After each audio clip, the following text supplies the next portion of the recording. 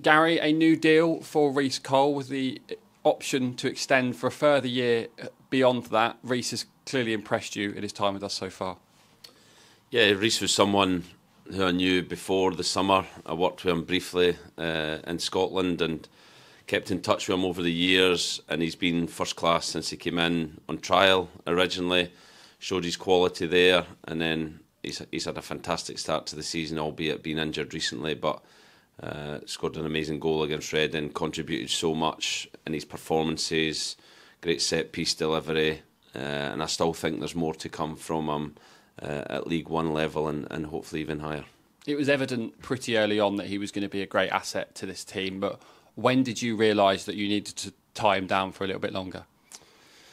Very early, really. We brought him in the summer and seen his quality. The big thing I seen that was different was his fitness levels had improved a lot when I worked with him before, but then early season fought hard to get into a midfield that I think is really strong, really competitive. There's a lot of competition for places in there, and he managed to get in the team and stay in the team.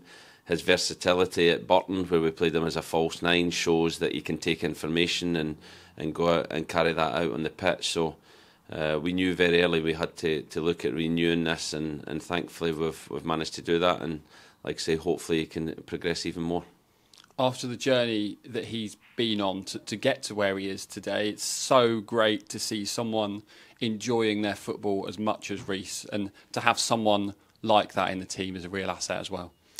Yeah, it's amazing. He's a great energy for other people and a great motivator for other people as well. And not just his quality on the pitch, it's his personality off the pitch and the way he works with his teammates, the way he is every single day when he comes in this building is a big asset for us as well. So we're delighted to get him tied down.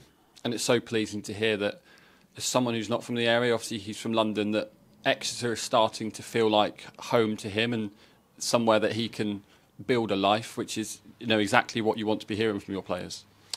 I think he loves it down here. He's got TC with him as well, so there's still a bit of London with him, and I think he's settled really well. Him and TC, Woodsy all live together, and they have a good connection. But he just loves everything about the football club, and I think that shows in his performances. And we've got him tied down. Hopefully we can get him back on the pitch soon, because we miss him when he's not available.